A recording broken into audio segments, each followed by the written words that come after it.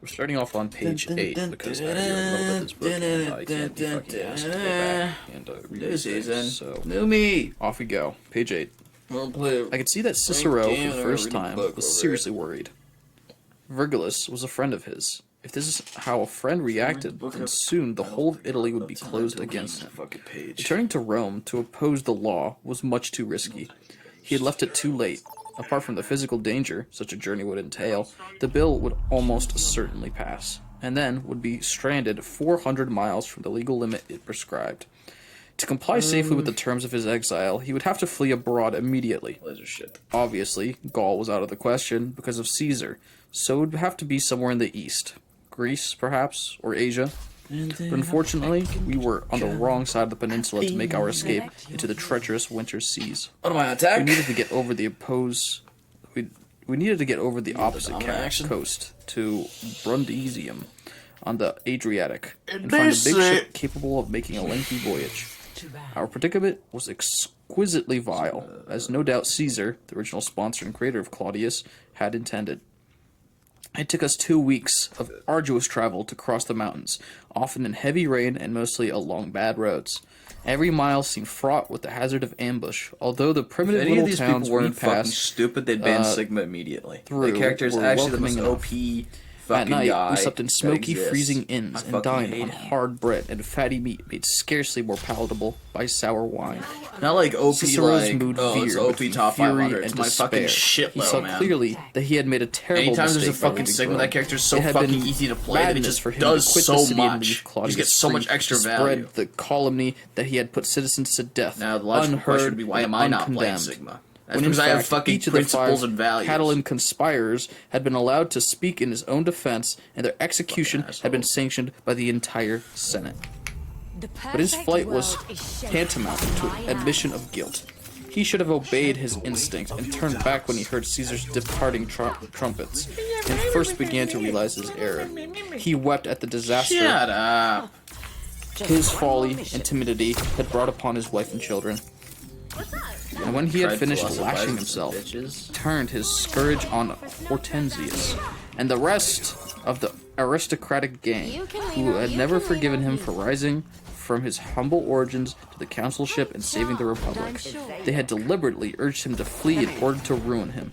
He should have heeded the example of Socrates, who said that death was preferable to exile. Yes, he should have killed himself. He snatched up a knife from the dining table. He would kill himself. I said nothing. I didn't take the threat seriously. He couldn't stand the sight of others' blood, let alone all his life, he had tried to avoid military. This is fucking guy. Who did I just say to fucking ban, public huh? executions, funerals, anything that reminded him of mortality. Who the fuck? His Who? pain frightened him. Death terrified him, which, although I would never have been impertinent enough to point it out, was the principal reason why he had fled Rome in the first place. When finally he came within sight of the fortified walls of Greenwich, he decided not to venture inside. The port was so large and busy, so full of strangers, and so likely to be his destination.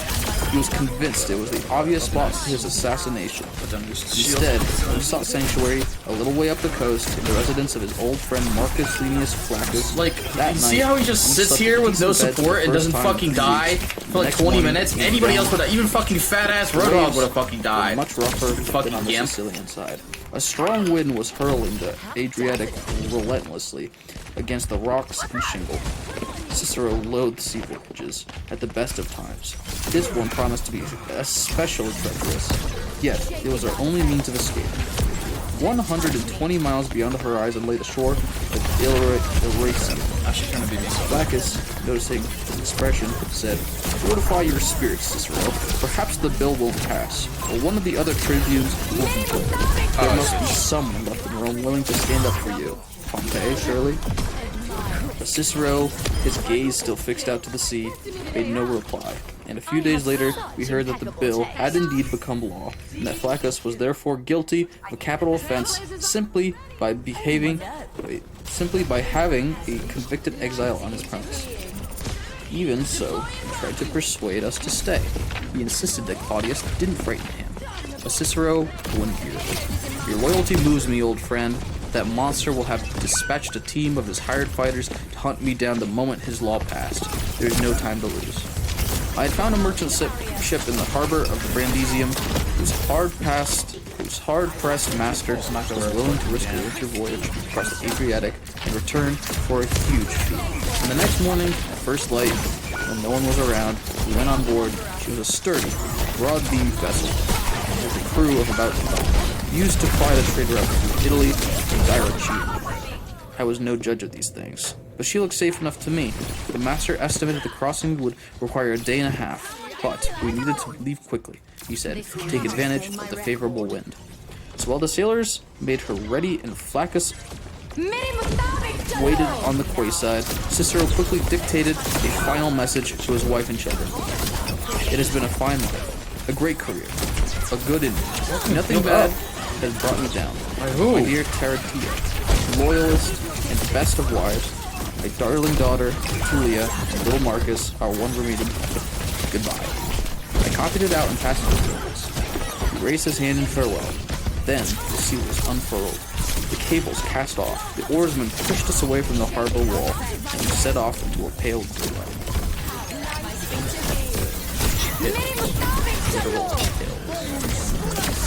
We'll record 40 minutes of this shit?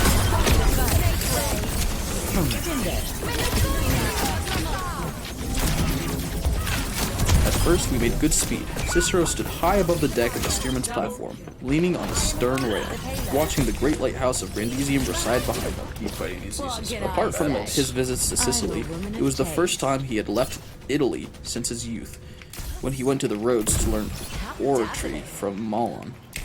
Of all the men I ever knew, Cicero was the least equipped by temperament for exile. To thrive, he needed the appurtenances of civilized society: friends, news, gossip, conversations, politics, dinners, plays, baths, book, fine dining.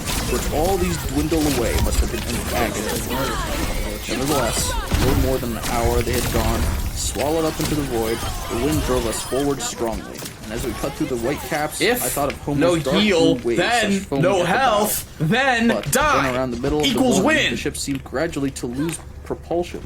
The great brown sail became slack-bellied, and the two steermen, standing at their levers on each side of us, began exchanging anxious looks. Soon, dense dark clouds starting to mass on the horizon, and within an hour they had closed over our heads like a trapdoor. The light became shadowy, the temperature dropped, the wind got up again. But this time, gusts were in our faces, driving a cold spray off the surface of the waves. Hailstones raked and heavy deck. Cicero shuddered, leaned forwards, and vomited. His face was gray as a corpse. I put my arm around his shoulders and indicated that we should descend to the lower deck and seek shelter in the cabin. We were halfway down the ladder when a flash of lightning split the gloom, followed instantly by a deafening, sickening crack, like a bone snapping or a tree splintering. And I was sure I must have lost them. For sudden, we seemed to crumble over in wild.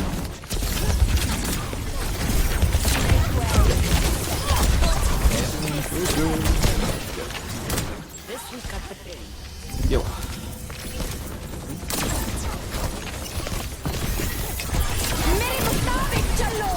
Alright.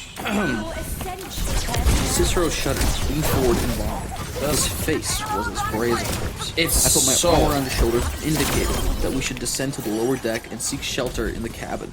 We were halfway down the ladder when a flash of lightning split the gloom, followed instantly by a deafening, sickening crack, like a bone snapping or a tree splintering. And I was sure we must have lost the mast. For suddenly, we seemed to be tumbling over and over while all around us great glistening black mountains of jet towered and toppled in the lightning flashes.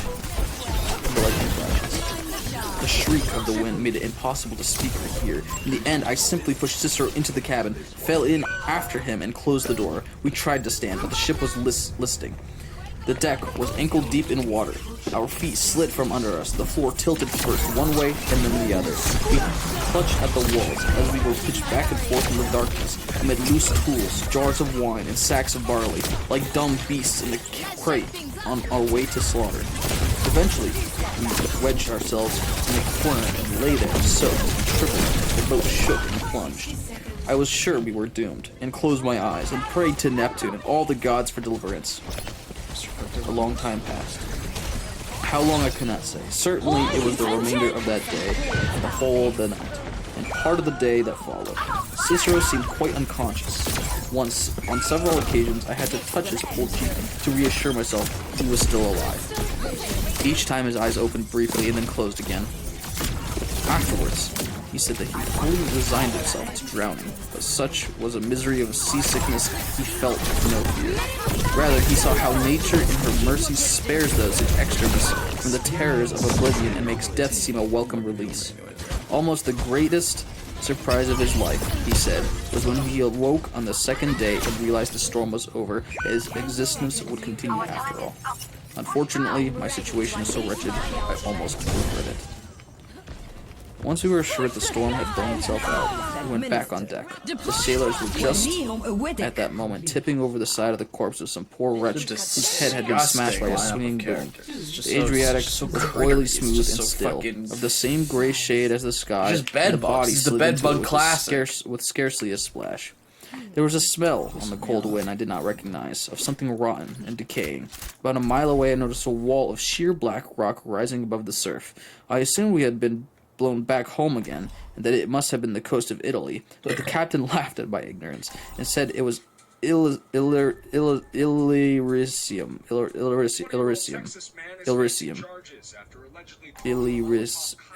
Illyricum, that one. And those were the famous cliffs that guard the approaches to the ancient city of Dyrrhachium. Chills. Literal chills. Can you believe this?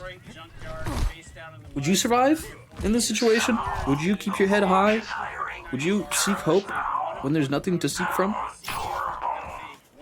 When everything was taken away from you, and you have nothing but yourself and your loyal compatriots? Would you survive? Would your health survive? Would your mental survive? Think you can keep up? Crazy to think about. Scary stuff that sea is. Cicero had at first intended to make for Epirus, the mountainous country to the south, where Atticus owned a great estate and included a fortified village. It was the most desolate region, having never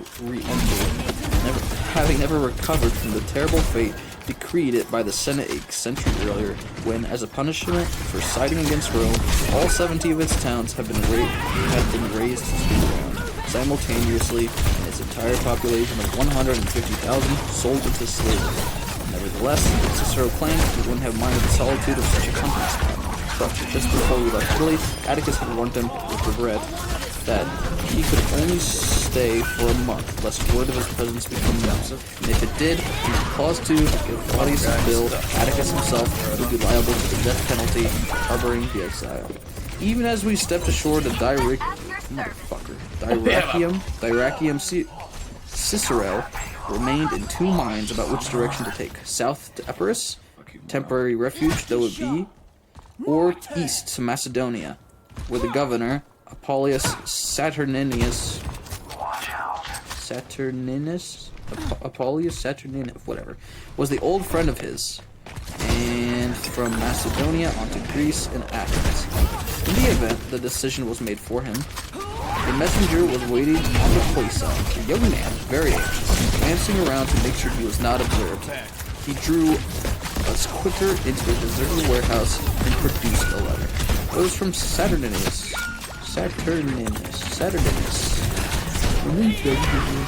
The governor. I do not have it in my archives because Cicero seized it and tore it to pieces the moment I had read it aloud to him.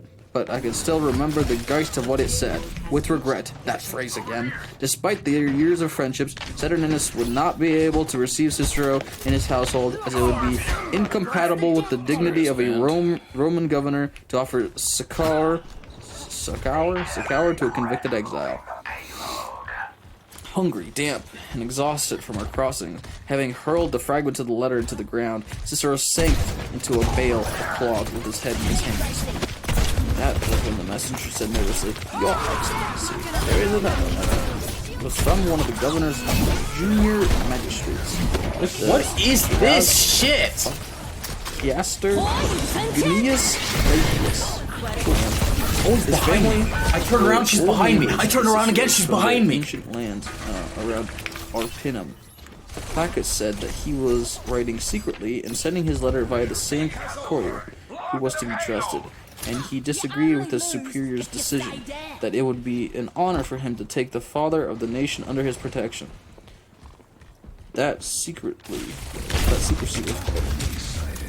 that he had already set out on the road to meet at the Macedonian border, and that in the meantime he had arranged for a carriage to transport Cicero out of Iraq. Immediately, in the interest of your personal safety, I plead with you not to delay so much as an hour. I shall explain more when I see you. Trust him? I said. I asked. Cicero stared at the floor, and in a low voice replied, "No, but what choice do I have?" With the messenger's help, I arranged for our luggage to be transferred from the boat to the questor's carriage, a gloomy contraption, little better than a cell on wheels, without suspension, and with metal grills nailed over the windows so that its fugitive occupant could look out, but no one could see him. We clattered up from the harbor to the city, enjoyed the traffic on the Via Natia, great highways all the way up to Byzantine, where it started to sleet. There had been an earthquake a few days ago, and the place was wretched in the downpour. The corpses of the native tribespeople unburied by the roadside, and here and there little groups of survivors sheltering in makeshift tents among the ruins, huddled over smoking fires. It was this odor of destruction and despair that I had smelt out at sea. We traveled across the plain towards the snow-covered mountains and spent the night in a small village hemmed in by the encroaching peaks. The inn was squalid. The inn was squalid. The goats and chickens in the downstairs rooms. Cicero ate little and said nothing in a strange environment with its savagery. We had at least fallen to the depths of despair, and it was only difficulty that had roused him from his bed the next morning and persuaded him to continue our journey. For 2 days, the road climbed to the mountains until we came to the edge of the Wake Lake, fringed with ice. On the far side was a town, Lichtenose, that marked the border with Macedonia, and it was here, in the forum, that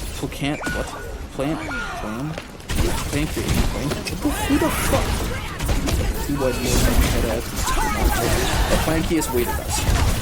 He was in his early 30s, strongly built, wearing a military uniform with half a dozen legionnaires at his back. And there was a moment when they all began to stride toward us that I experienced a rush of panic and feared we had blundered into a trap. But the warmth with which Plancius embraced Cicero and the tears in his eyes convinced me immediately that he was genuine. He could not disguise the shock at Cicero's appearance. "You need to recover your strength," he said. "But unfortunately, we must leave here straight away." And then he told us that he had not dared put into the letter that he had received reliable intelligence that 3 of the traitors Cicero had sent into exile for their parts in Catilina's conspiracy. Autronius, motherfuckers, just names, okay? Autronius, Paetus, fucking Cassius, Longinus, okay? And Marcus Laicus. We're all out looking for him, and had sworn to kill him. Cicero said, "And there is nowhere in the world where I am safe. How are we to live? Under my protection. Or, as I said, in fact, come back with me to Thessalonica and stay under my very roof. I was the military tribune until last year, and I am still on active service, so there will be soldiers to guard you as long as they stay within the frontiers of Macedonia. My house is no place, but it's secure, and it's yours for as long as you need it." And I was doing so well. Apart from the hospitality of Flaccus, it was the first real offer of help he had received for weeks, for months in fact, and that it should have come from a young man he barely knew, when old allies such as Pompey had turned their backs on him, moved him deeply. He tried to speak, but the words choked in his throat, and he had to look away.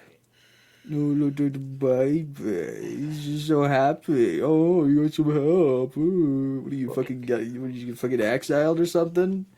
You fucking idiot. Stupid fucking moron. You know what I got exiled? I got exiled to my fucking Overwatch competitive game when my teammates decided to do fuck all, play some stupid fucking characters, play like a fucking morons, not kill the fucking enemy bad guys, not play with me. Unbelievable. Arguably my exile's worse than this. This motherfucker had fucking ships. He had fucking gold and silver and people and yada yada yada. You know what I had? I had me, myself, and I. So he can fucking learn a fucking thing or two. Fucking piece of shit, motherfucker. Where'd I end?